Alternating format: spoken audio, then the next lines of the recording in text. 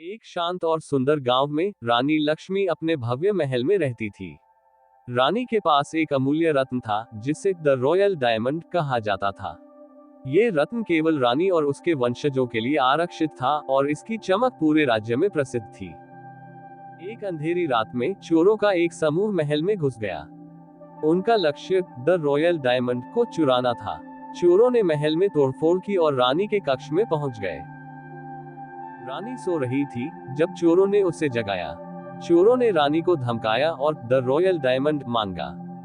रानी डर गई, लेकिन उसने अपना रत्न देने से इनकार कर दिया। चोरों ने रानी को बांध दिया और द रॉयल डायमंड को खोजने के लिए महल की तलाशी शुरू कर दी। रानी के सैनिकों ने चोरों को देखा और उनका पीछा करना शुरू कर दिया। चोर महल की छत पर चढ़ गए और भागने की कोशिश करने लगे। सैनिकों ने उन्हें घेर लिया और चोरों को लड़ाई में हार माननी पड़ी। सैनिकों ने रानी को बचाया और द रॉयल डायमंड को वापस पा लिया। रानी ने सैनिकों को उनकी बहादुरी के लिए धन्यवाद दिया।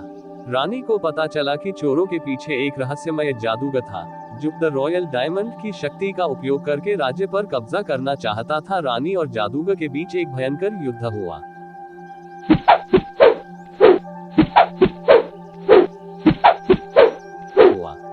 रानी ने द रॉयल डायमंड की शक्ति का उपयोग करके जादूगर को हरा दिया।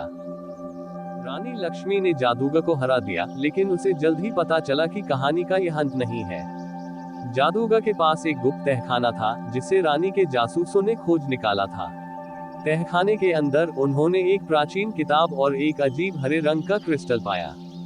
रानी किताब का अध्ययन करने के लिए राज्य के सबसे महान विद्वान को बुलाती है। विद्वान किताब को पढ़कर हैरान रह जाता है। किताब में लिखा है कि द रॉयल डायमंड सिर्फ एक रत्न नहीं है, बल्कि यह ब्रह्मांड के 6 अन्य शक्तिशाली रत्नों में से एक है। विद्वान बताते हैं कि इन 7 रत्नों को एक साथ रखने से अकल्पनीय शक्ति प्राप्त होती है। जादूगर इन सभी रत्नों को इकट्ठा करने की कोशिश कर रहा था और द रॉयल डायमंड को चुराना उसका पहला कदम था। रानी को पता चलता है कि उसे बाकी के 6 रत्नों को खोजने की जरूरत है ताकि वे जादूगर के गलत हाथों में न पड़े। वह राज्य के सबसे बहादुर शूरवीरों को इकट्ठा करती है और उन्हें 6 रत्नों की तलाश में दूर दूर के इलाकों में भेजती है। शूरवीरों की यात्रा खतरों से भरी होती है। उन्हें जंगलों, पहाड़ों और रेगिस्तानों को पार करना पड़ता है। रास्ते में उनका सामना खतरनाक जीवों, धोखेबाज व्यापारियों और दुष्ट जादूगरों से होता है। हर शूरवीर एक अलग रत्न खोजने का लक्ष्य लेकर निकलता है।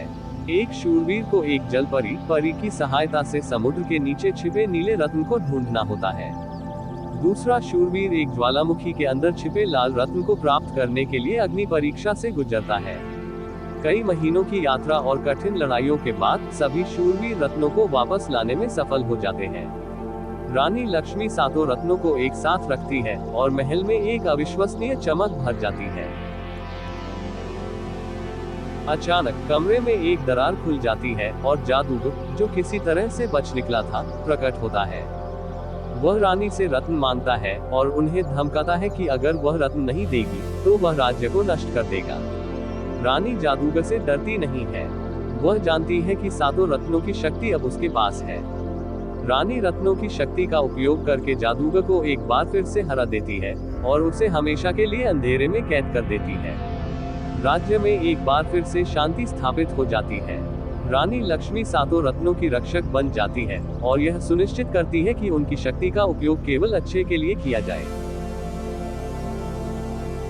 रानी लक्ष्मी राज्य में समृद्धि लाने के लिए रत्नों की शक्ति का उपयोग करने का फैसला करती है।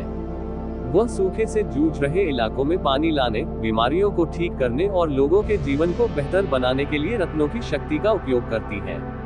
रानी के राज्य में खुशी और समृद्धि का माहौल है। लोग रानी लक्ष्मी की प्रशंसा करते हैं और उसे एक सच्ची नायिका मानते हैं।